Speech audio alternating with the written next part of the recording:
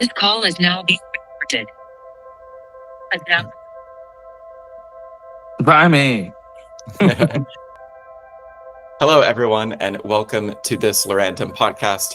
I'm your host, Peter Bauman, the editor-in-chief at Lorandom, and we're doing things a little different this week. We are releasing our podcast on Monday, and that's because we have an extra special guest this week, and that is Mike Winkelmann, or Beeple. And also, we're releasing this conversation on Monday because this Monday, December 1st, kicks off the Art Basel Miami Beach week, and we wanted to start the week with this conversation. Beeple will be showing there at 010 this really interesting work that is robotic and generative and performative and AI and participative, called Regular Animals. So we talk about that work, but also we talk about this year of institutionalization for the artist, from LACMA to Mori in Japan, and how that's shifted his sense of where digital art sits in the canon.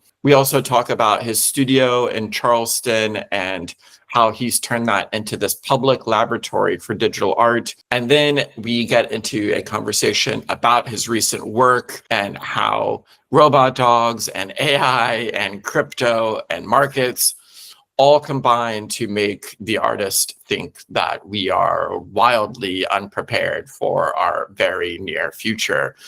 So it's a really interesting conversation. I think it's very, very valuable to get the perspective of somebody like Mike, who has just so much sway in the overall directionality of where this is all going, from his singular combination of this immense talent, but also conviction in the digital, and then just his popularity and his stature.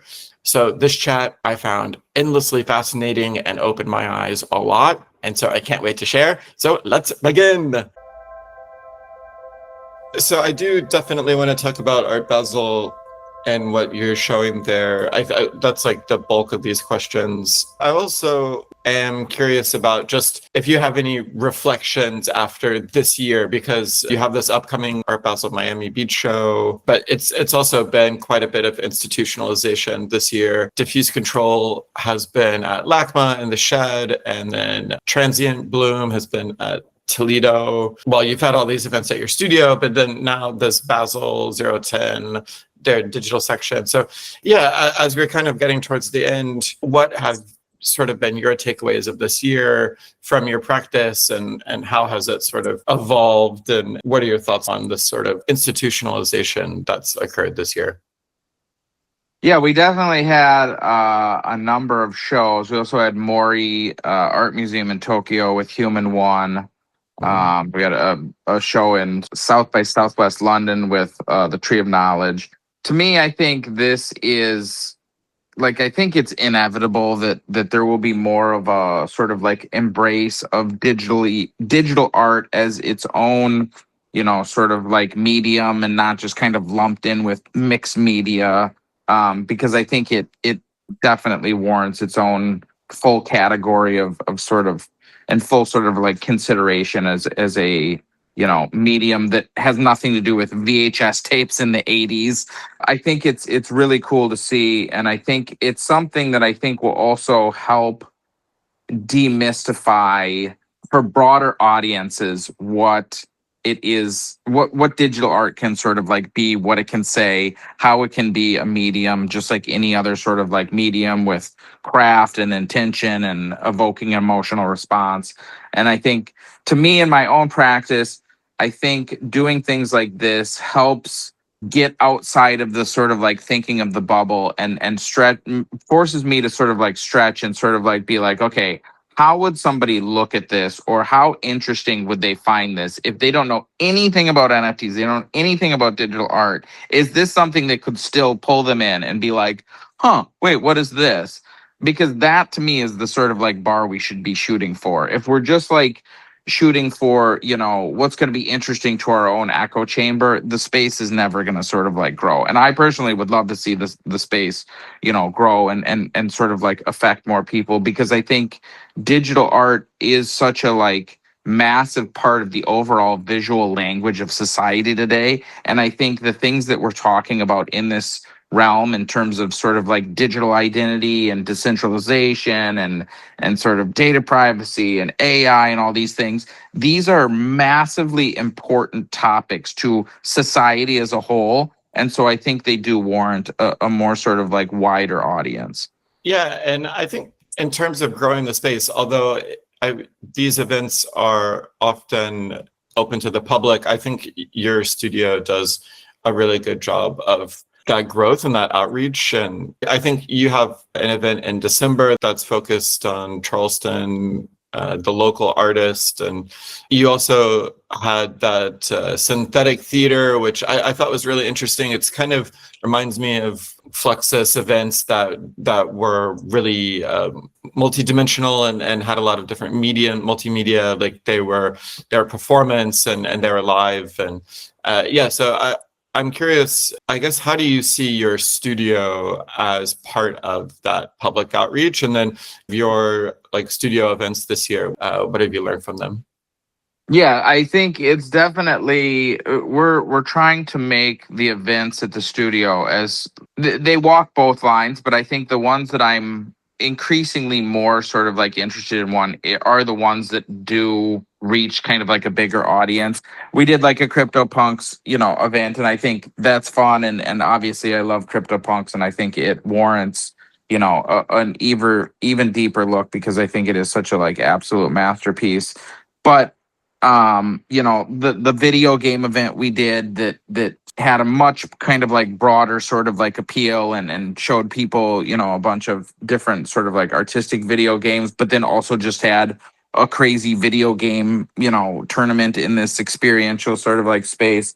I think, to me is exciting because you do get a lot of people who I don't think would really consider themselves fans of digital art, but they really enjoy this stuff, and I think it really kind of like helps sort of like normalize that. And so, yeah, with the events, we're really trying to do things that make them very accessible to outside people, because I honestly love when people come in and they're like, what the fuck is this? Like seeing their reaction to like, that they have no idea what this is. It's just like, you can see on their face, they're like visibly like, where the fuck am I? Like, and to me, that's sometimes more fun than people who are like, have seen this stuff before and they're kind of like harder to impress a bit, like, or just kind of like they've been around the block a bit more, but yeah.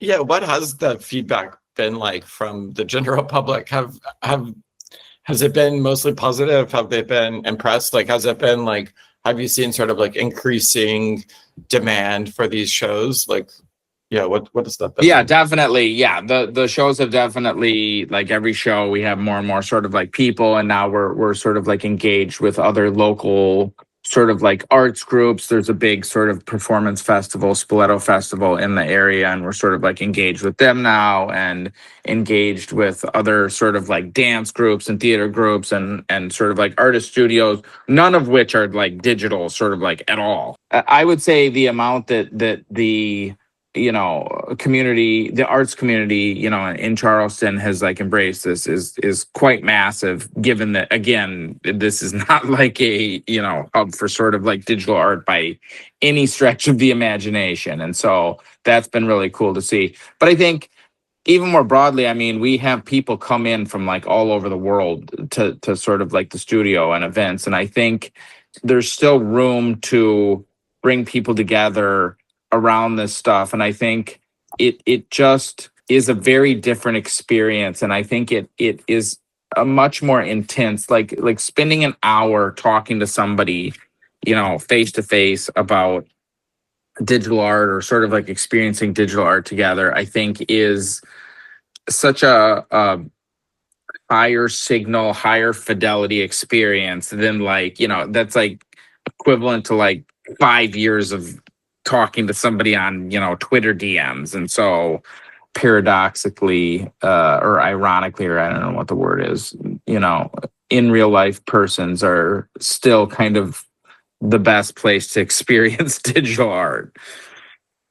Yeah, and I guess that'll also be an opportunity in Miami, I'm also, before we talk more about the Miami, your work at the show or at the fair, well, you mentioned the inevitability of digital art, and I'm curious, yeah, because we also talked about your institutionalization or sort of further institutionalization this year with South by Southwest London and Mori and LACMA and the Shed and now Art Basel, but also some of your recent like everydays sort of by contrast are aware of and speaking to the sort of more bleak tone on Twitter recently because of things like, falling crypto prices and maybe in general falling floor prices. Your everyday is, I think, like burn address vibes and timeline vibes, so pretty recent ones. So yeah, how do you think about these sort of contrasting signals? On one hand, there's everybody thinks, the sky is falling, but then on the other hand, there's all this really great institutionalization that's happening with your practice, but also I think kind of around the space, which the Basel show demonstrates. How do you think about this in your head, the sort of cognitive dissonance or these contrasting signals? I think it's one of the signals is a very temporary signal, and one of the signals is a very like long-term signal. Like, I don't know if you saw the post, and I like to sort of like play in kind of like both areas. And like, I obviously realize like, when I post something on, sort of like social media about some hyper specific thing to our space, that like 90% of the sort of like traditional art world or whatever, they're not going to know what the fuck that is. They're not going to have any, like, it's like, where to even begin with explaining, XYZ meme thing or NFT thing or whatever. And so to me, I like sort of like playing kind of like, both sides there. But I think the so much of the sort of, sentiment is like because of the fact that this is a market within a market. This is which the art market is affected by the global market, but the art market, the digital art market is affected by the global market, then the crypto market, then it goes down to the like thing. And so if ETH was at an all-time high and Bitcoin was at an all-time high, I honestly think you would see drastically different vibes all around. And so I also think it's really hard to step back and look at some of these things, because I think there's some people who think there's going to be this like second boom, and I do not believe that is going to happen. I believe it is going to be a slow march towards acceptance over the next 10, 20 years, for this to be sort of like fully kind of like canonized. But I believe that's completely inevitable. But I just don't see this like boom sort of like, kind of like change. And I think the duality happens because the timeline is focused on one thing: what is the price? And the sort of like broader acceptance of this is a completely separate thing that will over time translate to a more stable price. But we're still, with a lot of this stuff in kind of like price discovery of like, what is the price? And I think one of the things that I like recently kind of like recognized is that our market is unique, and that you can immediately see the price of something, of not something, almost everything, versus the traditional art market is very opaque. And somebody could like, their prices could actually be zero on something, but you just can't see it. And so it's just like, you don't know. And so it's like, well, what if you had to sell that right now? What would it actually be? And in the traditional art world, almost all art goes to zero, like immediately. Like if you go into a gallery and you buy a physical painting and you spend $10,000, almost immediately that is worth zero. Like no one will ever pay you anywhere close to $10,000 for that. They will pay nothing. You will be able to sell that in a garage sale, maybe in the future, for $100, maybe. Like otherwise it is immediately worth nothing. like that's not really talked about that much in the traditional art world. That almost no work has any secondary value at all. But because you can see that in our space, it's kind of like much more of a sort of like talking point. It's like, well, see, the prices went down. And so I think it's, that's something that I just kind of like recently realized that I think is an unfair kind of comparison. But yeah, I don't know. I think people's timelines need to sort of like adjust to the reality of the situation of like, yeah. Yeah, definitely traditional galleries. I guess it's part of the reason why that information is usually quite opaque, and they do, they go out of their way to protect, especially the artists that they represent in their markets, and you wonder if that kind of sophistication will get to this space at any point, or kind of sophisticated manipulation. Yeah, we've been talking about canonization. Well, yeah, I mean, obviously, I think that this Art Basel 010 show has the potential at least to be quite a big step in some of this canonization and institutionalization. And yeah, I'm curious about the work that you're showing at it, or the performance that you're going to be showing at it. And you also mentioned that video game show at your studio, which also had the dogs and with the Mario heads, if I remember. And yeah, so when you were approached to present work at Art Basel, what was your sort of thought process? Like, how did you come up with the dog idea? How did that kind of all come about?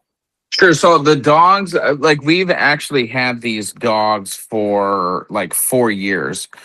We got them in spring of 2021. And we did some like kind of like experiments and stuff with them in like 2021, 2022. And then it kind of went dormant for a while. And then in 2024, we were like, my brother finally convinced me. It's like, let's just start like doing some stuff with the like dogs or whatever. I was like, because I was like, it's not like a fully finished idea. I don't want to like show anything. And so then we started like using the dogs more. Like when we did the Pepe thing, we had like Pepe dogs. When we did the election night, we had these like Donald Trump dogs walking around. When we did the video game thing, we had Mario dogs. When we did the CryptoPunk things, we had CryptoPunk dogs. And so we started like sort of like, just using them more and kind of like developing them as like a medium. And so for this show, when they were sort of like, Eli reached out and was like, oh, we've got this opportunity. We'd love you to like, what about like bring like a box or something? I was like, you know what I'd really rather do besides the boxes, these dogs we've been like kicking around. And we kind of like had a much more sort of like fully formed idea that we had kind of, to be honest, tried to take to Basel in Switzerland, and it was kindly rejected. And so we were like, oh, let's like, could they do it now? And luckily they were able to get it across the finish line this time, which I'm glad. Again, sort of like logistic wise, doing this in Switzerland would have been pretty tough. It's basically like, I look at this as like really a mix of like a lot of different sort of medium in a way to create a sculpture that feels alive, because I think robots in general are going to be this massive sort of like canvas combined with AI to express many different things. And I think art in general, about this act of creation, it's like the creation of like life itself, to me, is like the like purest kind of like form of kind of like creation. And I think it's like, it's almost where like art is like driving back towards these robots, and trying to like make them feel as like alive as possible is something that to me is sort of like really interesting. The robots will basically be sort of like moving around kind of like autonomously in this space, trying not to bump into each other.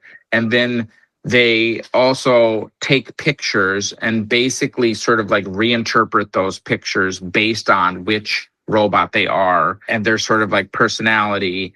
And then they poop out prints of those pictures. Again, this all happens just like automatically. And then some of those pictures have QR codes with NFTs for people to scan and claim those. And so this is actually a long form generative work, and that it will in the end produce 1,000 prints over the course of Art Basel and 256 NFTs. And again, it will be whatever the pictures that the dogs take during Art Basel and then like reinterpret. So we don't really know what those are going to be. Like it's all completely sort of like autonomous. Yeah. And so to me, I think that's really interesting too, because I think it speaks to what I see as the future of sort of like generative work, and that you're not writing a finite sort of like, okay, I wrote these, 100 lines of code in JavaScript or whatever. To me, I think, and again, that's not going away and nothing against that. But to me, what I'm more interested in is building atop these systems of code to build very complex things that take advantage of the sort of like latest technologies to make generative works that couldn't have been done before. Because I think, again, I love the art box stuff. I think it's the way it was like done is super groundbreaking, but a lot of the types of algorithms are algorithms that somewhat potentially, in some cases, could have been written like 50 or 70 years ago sometimes, versus these robot dogs taking pictures and translating them through, Seed Dream 4 to make an AI image out of that picture and then poop out a fucking thing. And then that be meant like that could have only been done in the last like literal year. And so those are the kind of like things that I'm sort of like interested in making like kind of like generatively. Yeah, that's really interesting. We did sort of talk about your interest in like infinite creation and with Human One and diffuse control when we spoke last time. But yeah, that's something that I'm writing a piece about now, especially after doing this thing glitch residency in France last month. And then I think the big sort of idea to come out of 2025 is this basically the idea of worlds, and worlds are these, I think what you described, like these kind of autonomous like living systems that are built on these like from these like complex protocols, and they can be like literal like AI simulated worlds like what Dr. like Fei Li's making, but they can also be these complex kind of cybernetic systems that you're talking about, and they kind of carry on these like artificial life traditions of from decades ago. So yeah, I think that's a really interesting idea that's come out of this year. And when you were, I'm curious also, like when you were approached by Eli and by Art Basel, so you're approached as an artist, but also as a studio. Like, what was there any difference there? Like, did you have to think about it differently or separate them in any ways? Not really, because like to be quite honest, like we worked with galleries in the past on sort of like very specific one-off things, but like the studio has always acted like a gallery pretty much from the beginning in terms of, we're producing the work. We're not like finding fabricators, or sometimes we find fabricators for certain pieces of it, but like we're producing the work. We're funding the production of the work. I'm marketing the work through social media. I'm producing all the marketing materials and how are we going to brand this and how are we going to, blah, blah, blah. We're figuring out how much to sell it for. We contact collectors, or collectors sort of like come to us, and we manage all of that and all of the contracts. We're making sure we're selling it to people who are not just going to like put it up for sale and flip it, that it seem like good stewards of the like work. So we're like vetting the like things. And so we're already doing all of the like functions of a gallery. And so it was kind of like purely because of the speed of how fast we needed to move on this, it didn't really make sense to sort of like try and engage a gallery with it. It wasn't that much of a consideration. It was just like timing wise, it was just like, okay, we got to just like fucking do this thing, because it wasn't, well, we had the idea fairly fleshed out systems wise, programming wise. We definitely like, it's been a couple like, and this only came about like I don't know, 6 weeks ago, 8 weeks ago, maybe. And so this wasn't like, oh man, we've been fucking like smashing on this for 6 months. Like, I mean, the synthetic theater thing was only early October, less than 2 months ago. And like that was 100% of our like time and focus was like on that up until that. Yeah, you did get the sense that there was a bit of a tight timeline, but yeah, I guess that's just how it works sometimes. And yeah, do you want to say anything else about the logistical or technical challenges with the dogs and setting them up and coordinating them and yeah, that kind of thing? It's definitely been a challenge because this is the first time we've kind of like, again, we've used the dogs, but not in a sort of like, okay, let's have them autonomously sort of like move around and, you know, how are we going to switch them out during the sort of like course of the day? And then all of this like printing and pooping NFTs and style transfers and all of that sort of like logistics was definitely quite a bit. But I think to me, like Claude and sort of like all these things like have just increased our capacity to build systems faster in a way that to me is just like absolutely mind blowing how fast we're able to like develop these things now. And like it's so inspiring and so like fun. And even just in the last like 3 days, like that like Nano Banana Pro came out and it's like, oh shit, should we change it so that it like, you know, actually one piece of it, one of the like sort of like the Elon dog actually makes the things that it look like blueprints kind of. And we were using Seed Dream for it, and it was like I thought the outputs looked really cool, and it would just kind of like make things, and like the text would look garbled, to be honest. Like, you know, it looks like AI or whatever. And now it's like, oh shit, should we change it to this model? And it's like, you know, it's like now it could look like super like fucking, you know, these crazy like pristine like things. And so it's like to me, it's like so inspiring, so it's exciting because I've always really been drawn to, you know, using the bleeding edge, you know, most advanced technologies and like what can that say and what more granularity can that give me to express ideas. And those shiny new tools now come out like literally every like 2 weeks now, and they're like massive step change improvements over the like last thing. And so it's just like it's been a very exciting, inspiring time to sort of like create. Yeah, I'm curious how you'll continue to work with robots as a canvas because, yeah, there's obviously so much potential there. That's coming fast too. Yeah, the advancements there are like getting crazy. And you've done other work with your studio shows too. I know, like at the punk show, you had the like more humanoid robots. So yeah, there's Matt and John were on iPads on FaceTime on the like robots, and so they were like walking around and like interacting with people. And yeah, the robotics thing too to me is like it's moving so fast, and I think it's gonna get so fun and so exciting when you look at that as a sculpture for these like living dynamic platforms that now have so much agency and intelligence that you can embed in them. Like it is about to get crazy. So yeah, I think it's going to be fun. Yeah, that sounds exciting. And I guess for the dogs, the people that you chose to put on the dogs or the faces that you chose to put on the dogs are Andy Warhol and Elon Musk and Mark Zuckerberg, Picasso, yourself, you're one of them. Can you talk about those choices, why those people, and what went into those choices? What's that part of the artwork saying?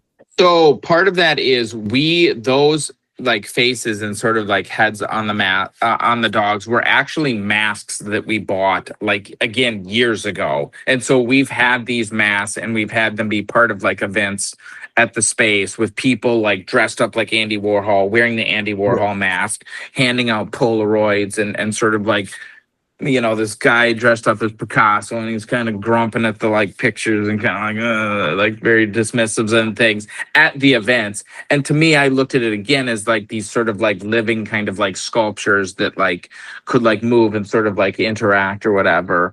And then at one point we had the idea of like putting the masks on the dogs and giving them this much more sort of like human kind of like feel.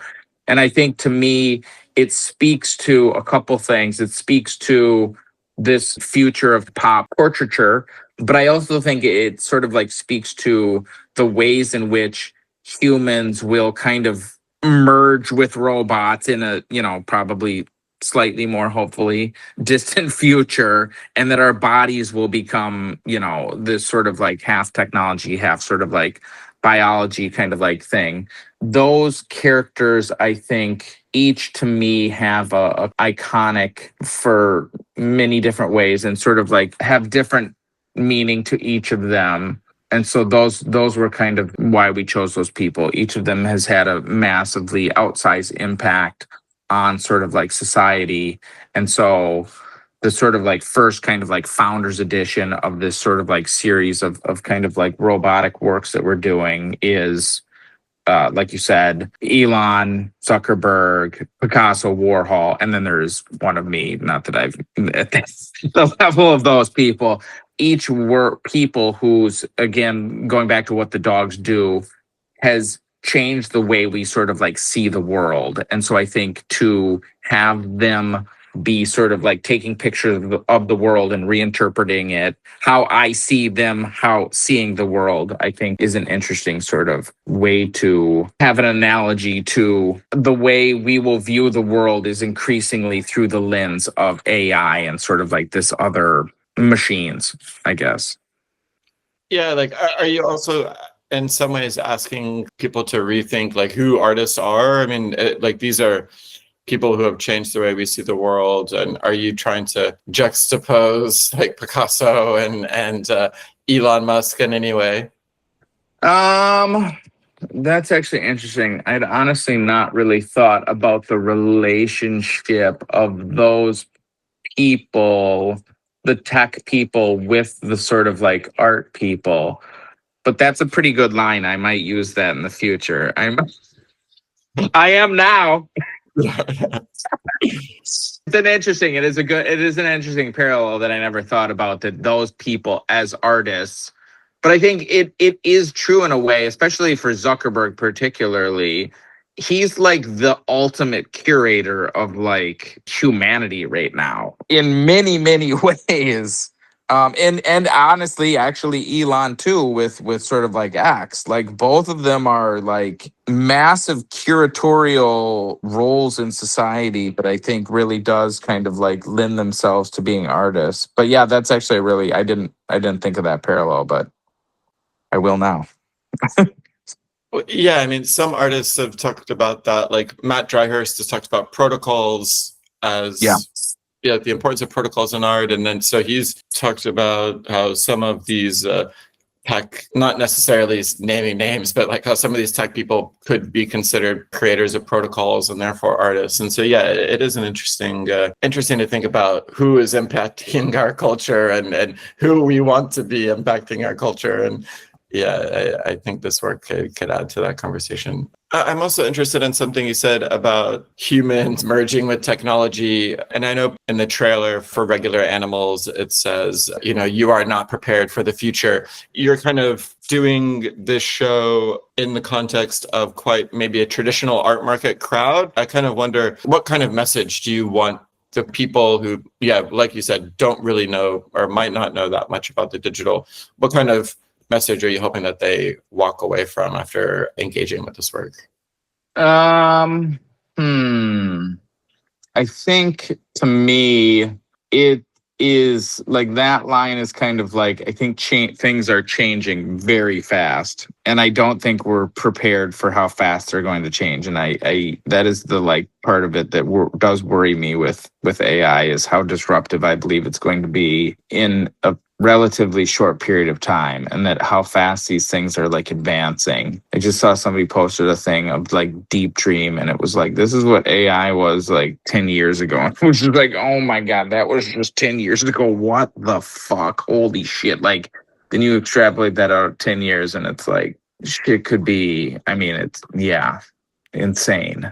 And so I think to me, the biggest thing I would like more general sort of like audiences to take away is just that things are changing very fast and that we need to start having more conversations. It shocks me that more of the conversations in the broader art world are not about the impact of technology on life. Like, to me, that is the defining conversation of humanity right now, and that there is nothing bigger.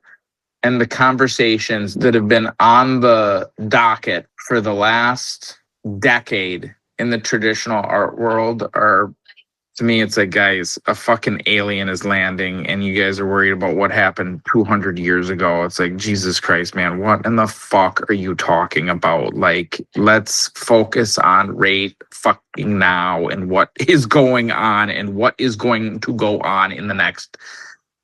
This isn't 100 years away. Like 100 years. When you talk about 100 years now, it's like, dude, I have no idea what the fuck that is now. That is some fucking Dune shit, like fucking crazy shit that it's like, I have no idea. I'm talking like 10 to 20 years, like things are going to look radically different, I think. I hope I hope those are the conversations this kind of like work spurs.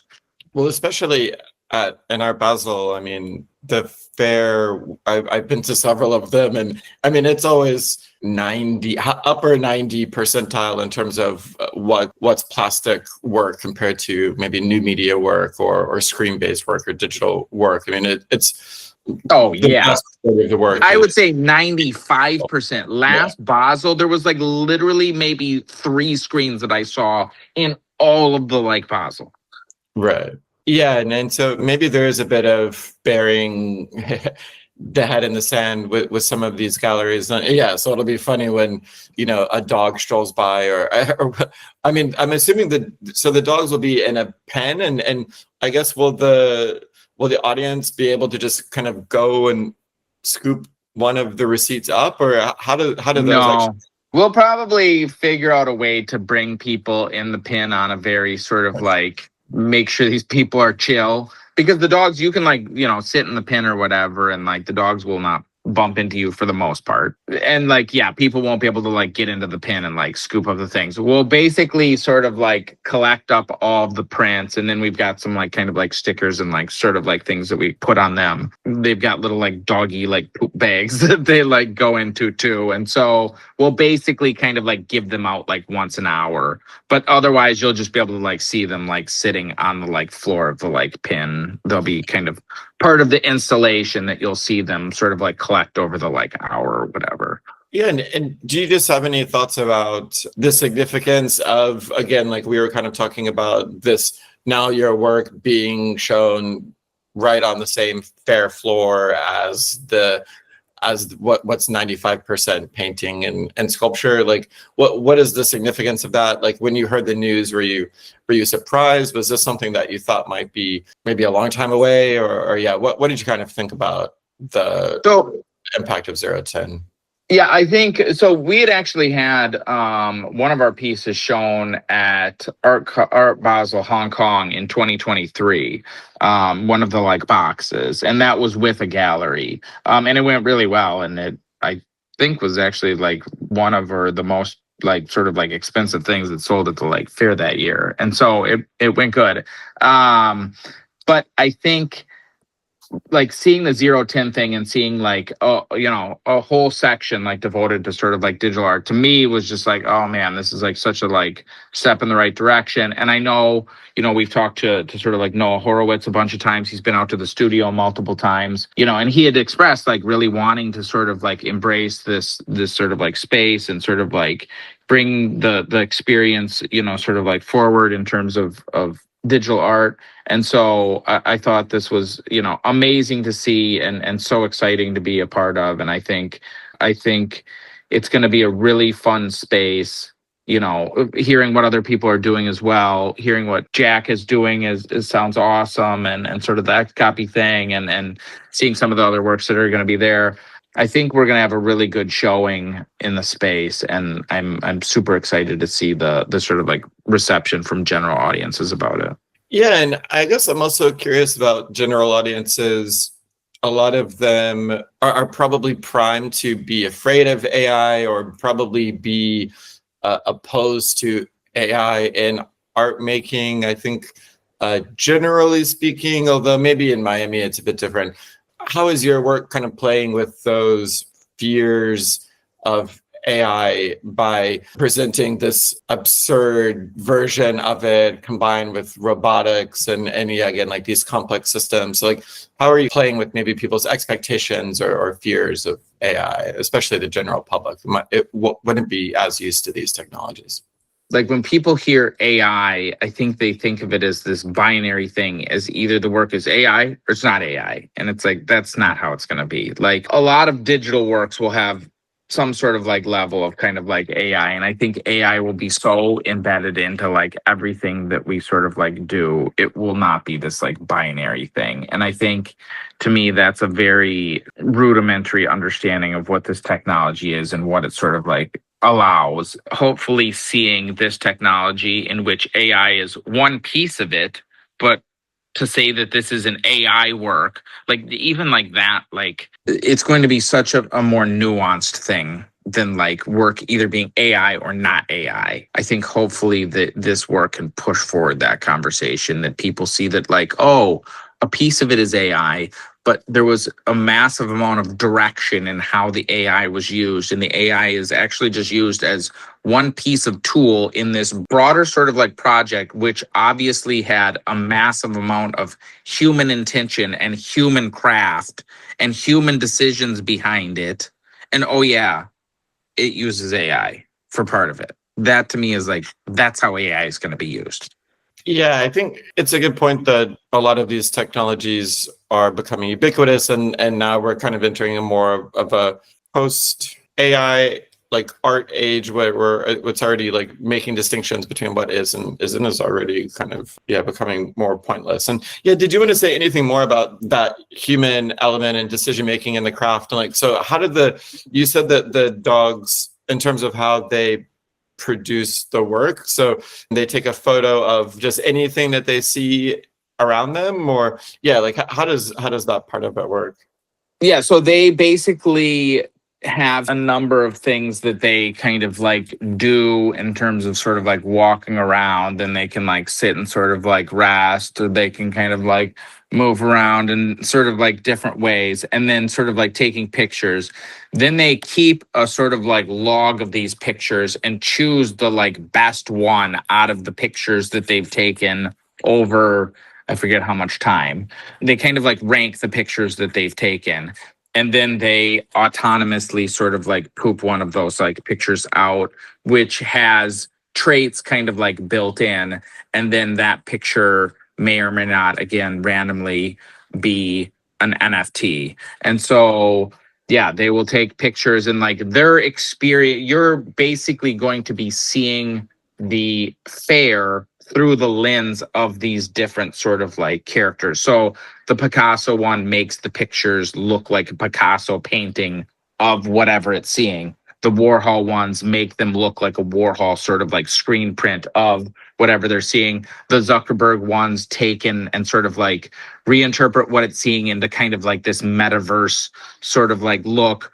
The Elon ones make it look very sort of like analytical, like everything's kind of like charts and sort of like graphs and sort of like trying to like understand the world from like a sort of like more robotic sort of like analytical standpoint. The ones with me sort of like remake it as this sort of like dystopian future. And so whatever it sees, it will kind of like reinterpret as this kind of like dystopian future. And so you're really going to be seeing the fair itself reinterpreted through the lens of these kind of like characters.